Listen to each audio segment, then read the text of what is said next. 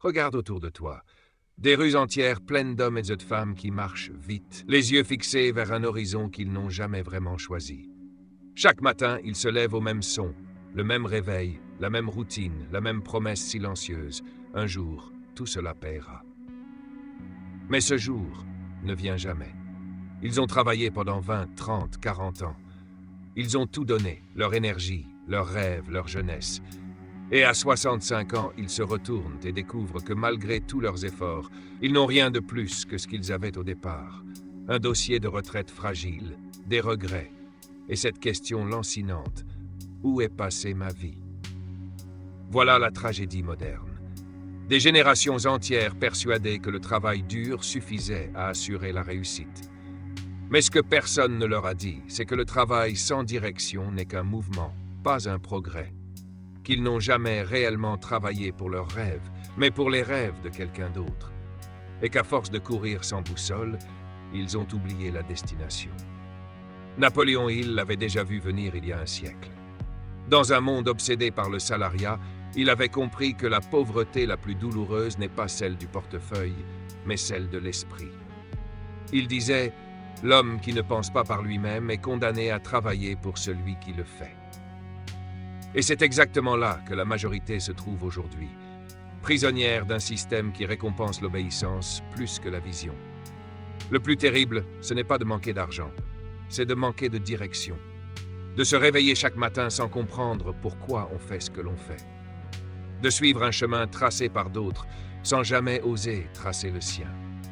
Le monde nous a appris à survivre, pas à vivre. On nous a dit d'être prudents, pas audacieux, d'obéir, pas de créer, de rêver un peu, mais jamais trop. Et c'est ainsi qu'une vie s'étire, sans éclat, sans feu, jusqu'à l'épuisement final à 65 ans, quand le temps ne nous appartient plus. Mais voilà la vérité, personne ne t'a condamné à cette vie-là. Tu n'es pas né pour suivre le plan des autres, tu es né pour bâtir le tien. Et la seule différence entre ceux qui finissent dans l'oubli et ceux qui laissent une trace, c'est un mot simple, la conscience. La conscience de savoir que ta vie t'appartient, que ton temps est ton bien le plus précieux, que ton esprit est ton outil le plus puissant, et que chaque pensée que tu autorises dans ton esprit façonne la réalité que tu vis. Car la vérité, c'est que le succès ne dépend pas du travail physique, mais du travail mental. Ce n'est pas ton emploi qui crée ta richesse, c'est ta vision. Ce n'est pas ton patron qui décide de ta valeur, c'est ta foi en toi-même. Et tant que tu restes prisonnier de la logique de la survie, tu ne verras jamais la liberté du Créateur. C'est ici que commence la différence. Entre ceux qui attendent leur retraite et ceux qui se lèvent chaque matin avec un but brûlant. Entre ceux qui s'éteignent lentement et ceux qui décident de s'enflammer pour quelque chose de plus grand qu'eux. Le monde appartient à ceux qui pensent, pas à ceux qui obéissent. Et penser, ce n'est pas seulement réfléchir. C'est croire en la possibilité de créer l'impossible. C'est comprendre que chaque grande réalisation humaine a commencé dans un esprit, une idée, un rêve. Parfois fou, souvent risqué, toujours porteur d'une flamme que rien ne pouvait éteindre. Thomas Edison avait cette flamme. Il n'était pas le plus riche ni le plus instruit, mais il avait cette conviction profonde que la lumière devait venir au monde, et il a échoué plus de 1000 fois avant d'y parvenir. Mais il n'a jamais cessé de croire, parce qu'il savait que tant qu'il gardait la vision claire, les circonstances finiraient par se plier à sa volonté. Henry Ford aussi, lorsqu'il a osé rêver d'une voiture pour le peuple dans un monde réservé aux riches. On l'a traité de fou, d'utopiste. Mais il avait compris ce que tant d'autres ignoraient. Les idées valant plus que les muscles. Il savait que la véritable richesse ne vient pas du travail dur, mais du travail juste. Pas de la fatigue, mais de la direction. Et c'est là que se trouve la clé. Le travail en soi n'est ni noble ni suffisant. Ce qui rend un travail grand, c'est son but.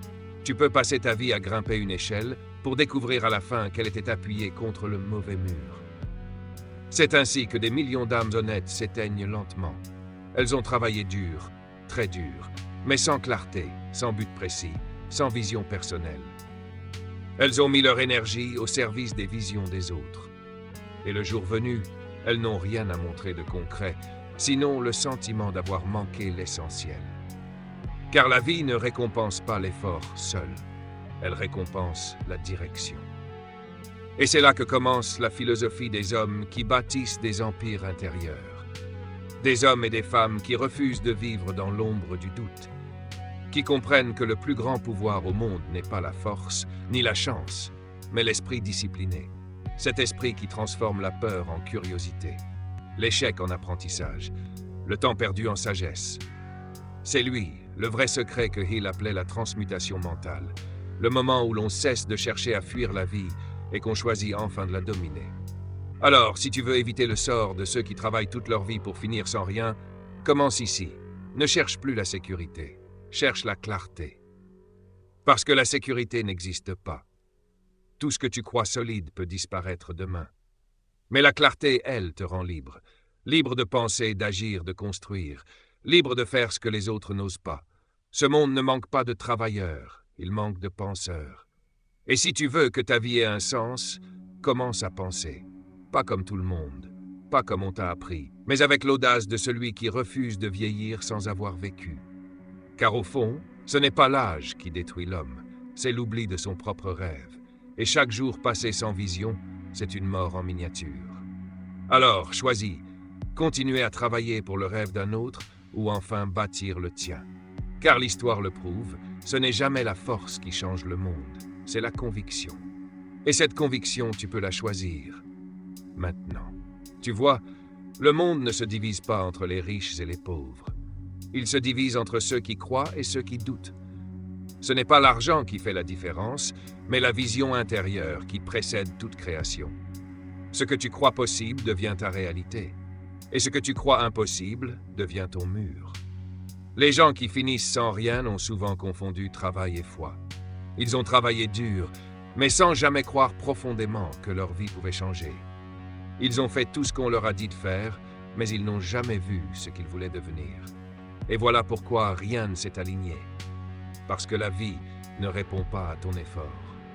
Elle répond à ta vibration. L'homme qui croit profondément en lui attire les circonstances qui confirment sa foi. Et celui qui doute attire les obstacles qui confirment sa peur. Napoléon Hill l'a écrit avec une clarté prophétique. Ce que l'esprit de l'homme peut concevoir et croire, il peut l'accomplir. Mais combien d'hommes conçoivent vraiment quelque chose par eux-mêmes? Combien d'entre eux osent fermer les yeux et voir, dans le silence, la vie qu'ils veulent créer? Regarde les visionnaires de l'histoire. Ils ont tous commencé dans l'obscurité. Edison, Ford, Carnegie, Disney, aucun d'eux n'avait la lumière. Mais ils avaient la vision. Et la vision précède la lumière. Walt Disney était ruiné quand il a imaginé Mickey Mouse. On se moquait de lui. On lui disait que les dessins animés n'avaient pas d'avenir, que c'était puéril, ridicule. Mais il voyait plus loin. Il voyait un monde d'imagination où les enfants riraient, où les adultes retrouveraient leur âme. Et il a continué à y croire, seul, jusqu'à ce que le monde finisse par y croire aussi. C'est cela, la foi selon Hill. Pas une croyance religieuse, mais une énergie mentale. Une vibration interne qui dit « Peu importe les circonstances, je tiendrai ma vision ». Cette foi-là ne dépend pas du visible. Elle dépend de ce que tu décides de voir avant que les autres ne le voient. Ceux qui travaillent jusqu'à 65 ans pour finir sans rien, ce ne sont pas les paresseux. Ce sont souvent les plus disciplinés, les plus loyaux, les plus patients. Mais ils ont manqué d'un ingrédient, la clarté. Car sans clarté, la discipline tourne en rond. Sans clarté, l'action devient une fuite. Et sans clarté, même la réussite finit par sembler vide. La clarté, c'est cette vision simple, nette, précise de ce que tu veux. Pas un souhait flou, pas un rêve vague, mais une image si forte que ton esprit finit par la reconnaître comme réelle. C'est ce que les anciens appelaient l'imagination dirigée. Une imagination au service du but, pas de la peur. Tu veux changer ta vie. Alors commence par changer ton image mentale. Vois-toi déjà libre. Vois-toi déjà confiant. Vois-toi déjà riche, pas seulement d'argent, mais de sens. Parce que tant que ton esprit s'identifie à la survie, tu ne pourras jamais créer l'abondance. L'esprit est un champ d'énergie. Et ce que tu y plantes pousse, tôt ou tard. Tu plantes le doute, tu récolteras la stagnation. Tu plantes la foi, tu récolteras la transformation. Mais tu dois arroser chaque jour cette foi par l'action juste, pas par la peur de manquer. C'est là qu'intervient la vision. La vision, c'est plus qu'un objectif, c'est une direction qui transcende le temps. C'est ce qui te tire du lit même quand tout s'effondre. C'est ce qui t'empêche d'abandonner quand tout semble perdu. Parce qu'une vision claire agit comme une boussole, elle te ramène toujours à ton nord. Regarde Abraham Lincoln. Toute sa vie, il a échoué. Faillite, dépression, défaites électorales. Mais il avait une vision, unir un pays déchiré. Et cette vision était plus grande que sa douleur. Alors il a continué. Et parce qu'il a continué, il a marqué l'histoire. Hill disait que la vision transforme l'ordinaire en extraordinaire. Elle fait d'un simple ouvrier un bâtisseur d'avenir, d'un vendeur un leader, d'un rêveur un inventeur. La vision est le feu sacré que rien ne peut éteindre, sauf l'oubli. Mais attention, la vision ne se trouve pas, elle se crée. Elle naît de la solitude, du silence, de la réflexion. Elle demande de t'arrêter, d'observer ta vie, de te demander honnêtement « Où vais-je vraiment ?» Pas selon mes parents, pas selon la société, pas selon la peur, mais selon mon âme. Car sans vision, tu deviens instrument, tu deviens outil du rêve d'un autre. Et c'est ainsi que des millions d'êtres humains brillants deviennent invisibles, parce qu'ils n'ont jamais pris le temps de se demander ce qu'ils voulaient vraiment.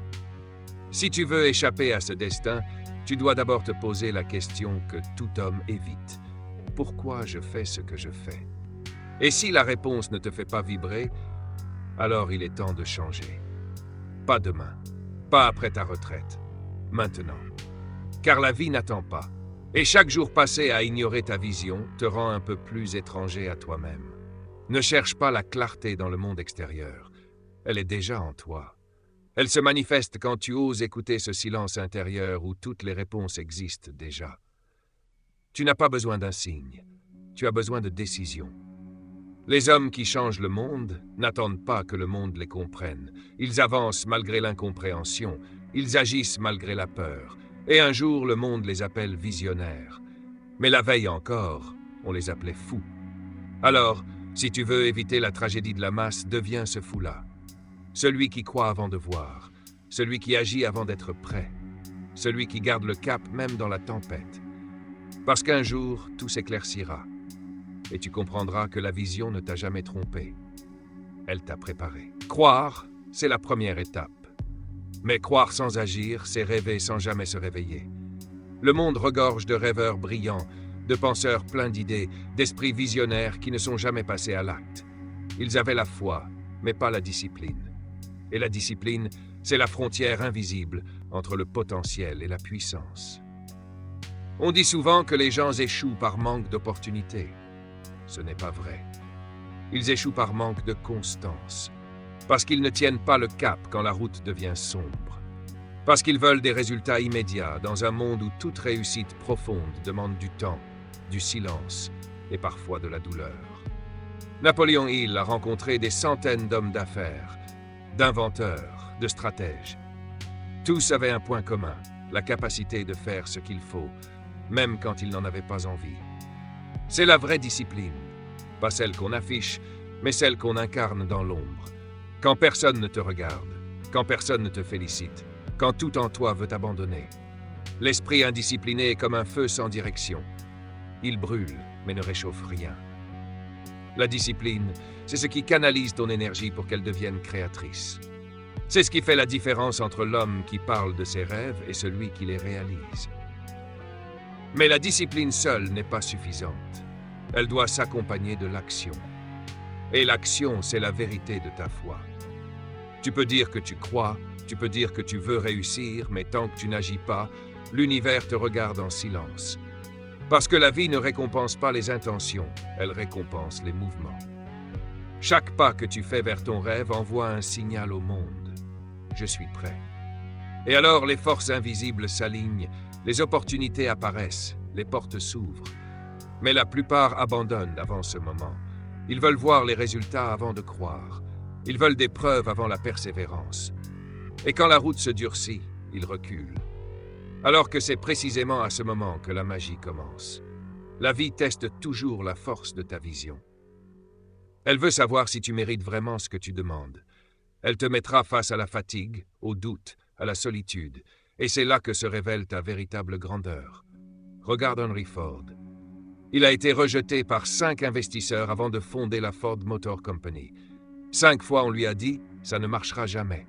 5 fois, il a recommencé. Et la 6e fois, il a changé le monde.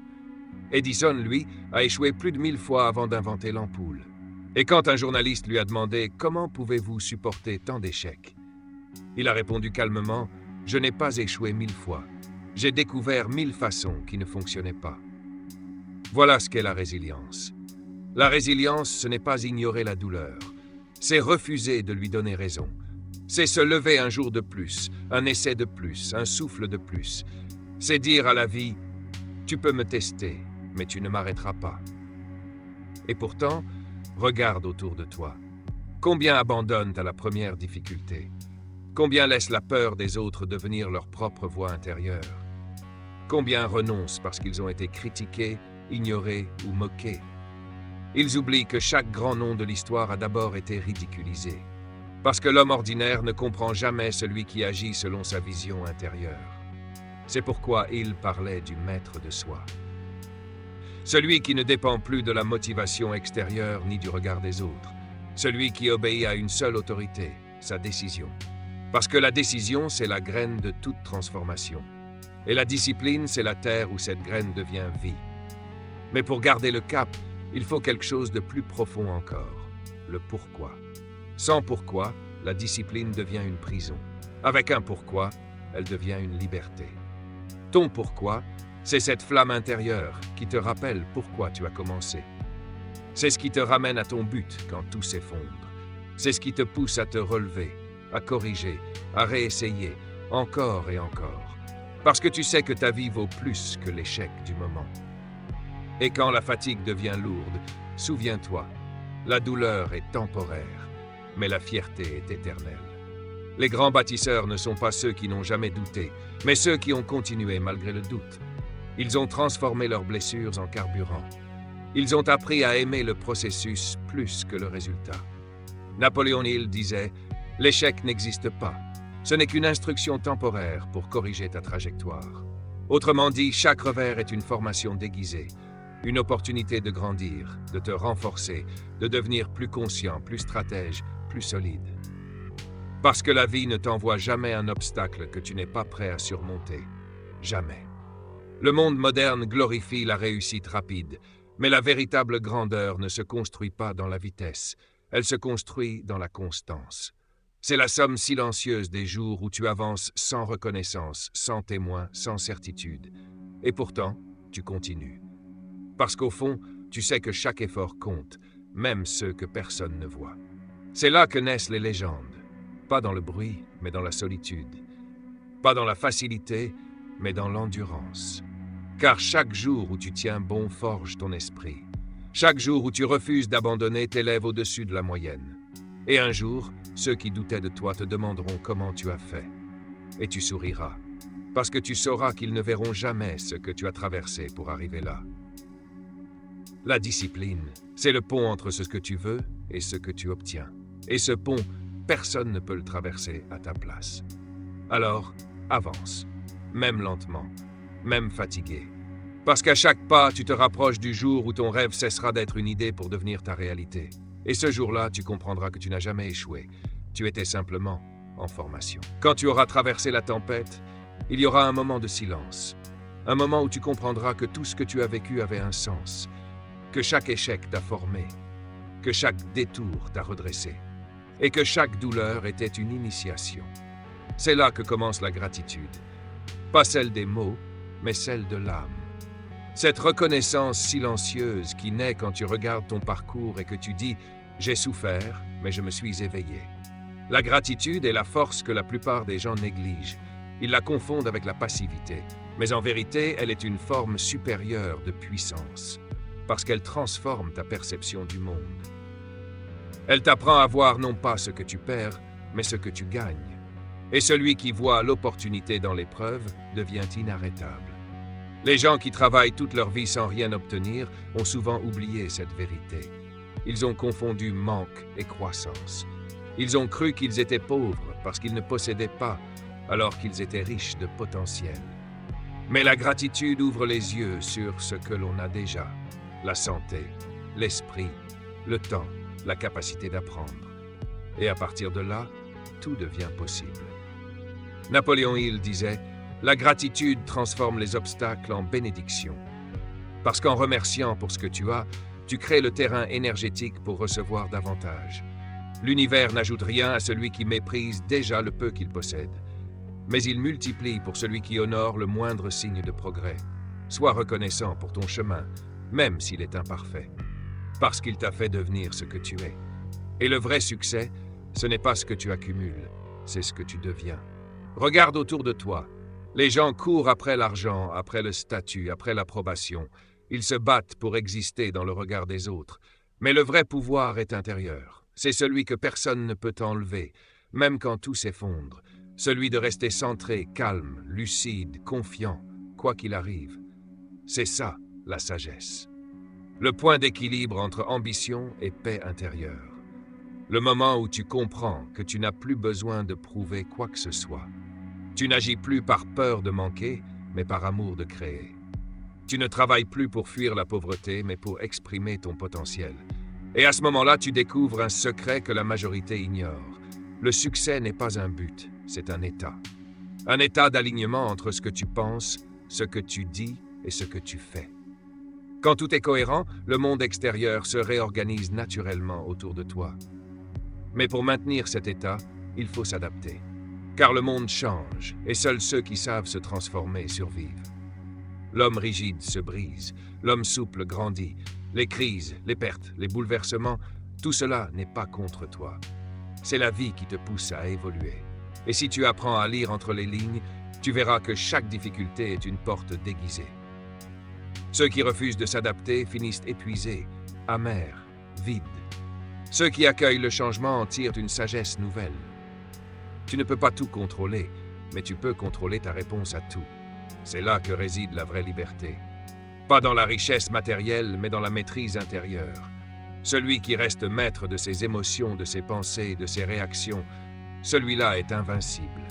Regarde les grands de ce monde. Ils n'étaient pas seulement ambitieux, ils étaient flexibles. Quand le monde changeait, ils se réinventaient. Quand un plan échouait, ils en créaient un autre. Ils comprenaient que la seule constante, c'est le mouvement, et qu'il faut danser avec la vie, pas la combattre. Mais la plus belle forme d'adaptabilité, c'est la transmission. Car à quoi bon réussir si c'est pour garder la lumière pour soi? Les plus grands sages ne cherchent pas à dominer, mais à éclairer. Ils savent que la vraie richesse, c'est ce que tu laisses dans les autres, pas ce que tu gardes pour toi. Quand tu partages ton savoir, ton énergie, ta foi, tu participes à ce cercle invisible de l'abondance. Tu deviens une source. Et tout ce que tu donnes te revient, multiplié. Voilà pourquoi les gens qui finissent sans rien ne sont pas seulement ceux qui n'ont pas eu de chance, mais souvent ceux qui n'ont pas donné. Parce que celui qui garde tout finit vide, mais celui qui offre s'enrichit à l'infini. Alors sois cette lumière. Aide, inspire, partage, enseigne. Car le succès n'a de sens que lorsqu'il élève les autres. Et quand viendra ton dernier jour, tu ne regretteras pas le temps passé à construire ton empire. Tu regretteras seulement les moments où tu n'as pas osé aimer, oser, transmettre. Car tout ce que tu auras donné te survivra. Napoléon Hill disait que la plus grande récompense de la vie, ce n'est pas ce qu'on obtient, mais ce qu'on devient en poursuivant un idéal. Et il avait raison. Parce que la réussite matérielle finit, mais la croissance intérieure reste. La vraie victoire, c'est d'avoir vécu pleinement conscient, d'avoir refusé la facilité, choisi la clarté, embrassé la discipline, traversé la douleur, trouvé la gratitude. C'est d'avoir compris que la vie n'est pas une course contre le temps, mais une œuvre à sculpter, jour après jour, dans la pierre de ton esprit. Et un jour, quand tu regarderas en arrière, tu comprendras que tu n'as jamais vraiment travaillé pour réussir. Tu as travaillé pour te réveiller. Alors non, tu ne seras pas de ceux qui finissent à 65 ans sans rien, parce que tu auras compris ce que les autres ont oublié. Le vrai succès ne se mesure pas en années, mais en conscience. Et tant que tu restes éveillé, tu gagnes déjà. Regarde-toi. Tu es encore là. Tu respires. Tu penses. Tu rêves. Tu peux recommencer aujourd'hui, maintenant, et tout changer. Pas demain, pas à la retraite, pas quand ce sera le bon moment. Le bon moment, c'est maintenant. Parce que tant que ton cœur bat, tu as encore le pouvoir de créer. Alors lève-toi, redresse-toi, reprends ton feu. Et promets-toi une chose, tu ne finiras pas ton existence à te demander ce qui se serait passé si tu avais essayé. Tu sauras ce qui se passe quand tu y crois vraiment, quand tu agis malgré tout. Quand tu refuses de t'endormir dans la normalité. Le monde n'a pas besoin de plus de travailleurs fatigués. Il a besoin de penseurs éveillés, de rêveurs disciplinés, d'âmes courageuses qui osent croire que la vie peut être plus grande, plus belle, plus consciente. Et ce monde, c'est toi qui peux le bâtir. Silence, puis voix plus basse, lente, presque chuchotée, comme une prière à la fin. Ne laisse pas ta vie se résumer à un emploi et une pension. Fais-en une mission. Car ceux qui travaillent jusqu'à 65 ans et finissent sans rien ne manquaient pas de courage. Ils manquaient de vision. Mais toi, tu sais désormais. Et quand on sait, on n'a plus d'excuses pour dormir. On a un devoir éveillé.